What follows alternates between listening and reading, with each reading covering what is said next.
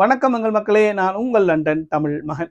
யாராச்சும் சப்ஸ்கிரைப் பண்ணா பார்க்குறீங்கன்னு சொன்னால் ப்ளீஸ் சப்ஸ்கிரைப் பண்ணி பாருங்க. பிரித்தானியாவினுடைய புதிய சான்சலர் ரேச்சல் ரீப்ஸ் மிக மகிழ்ச்சியான செய்தியை இன்றைக்கு தன்னுடைய கன்னி உரையில கூறியிருக்கிறாங்க.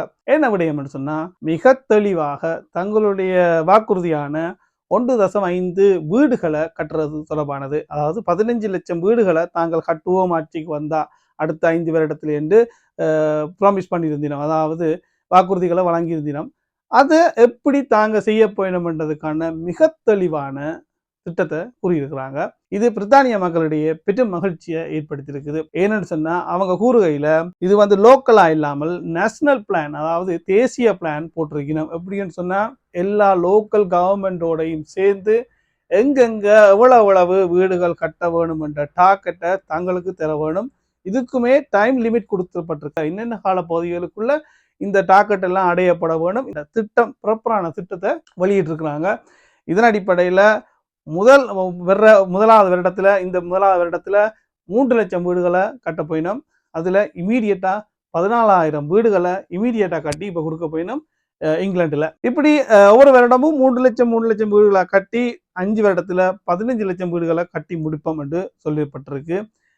இதுல வந்து சோஷியல் ஹவுசஸ், அதாவது கவுன்சில் ஹவுசஸ், மற்றது வந்து அஃபோர்டபுள் ஹோம், அதாவது குறைந்த விலையில, ஸ்டாண்டர்டான விலையில ஒரு சாதாரணமான ஒரு உழைக்கிற மனிதர் வந்து வாங்கக்கூடிய விலையில அந்த வீடுகளை கட்டி கொடுப்போம்னு சொல்லி அவங்க சொல்றாங்க. இதை வந்து நேஷனல் ஃப்ரேம்வொர்க்கா கொண்டு வரணும்.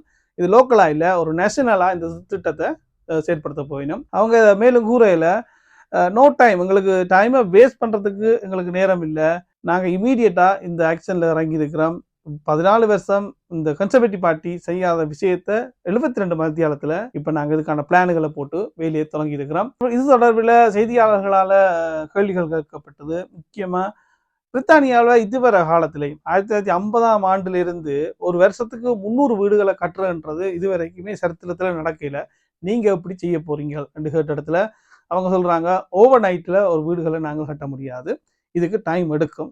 இதுக்கு நாங்கள் முக்கியமான சரியான பிளானை போட்டிருக்கிறோம்.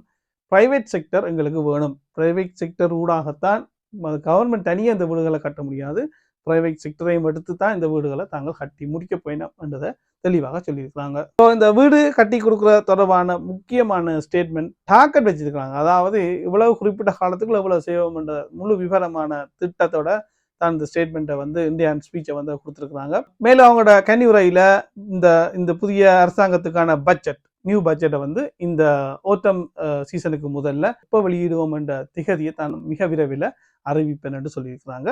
முக்கியமா என்ன சொல்லியிருக்கிறாங்கன்னா, நேஷனல் இன்சூரன்ஸ் டேக்ஸ் வந்து அதிகரிக்கப்பட மாட்டாது, விஐடி வந்து அதிகரிக்கப்பட மாட்டாது, அதாவது ஒர்க்கிங் பீப்புள் மீது தாங்கள் கை வைக்க மாட்டோம்ன்றதான் அவர்களுடைய தேர்தல் வாக்குறுதியாகவே இருந்துச்சு.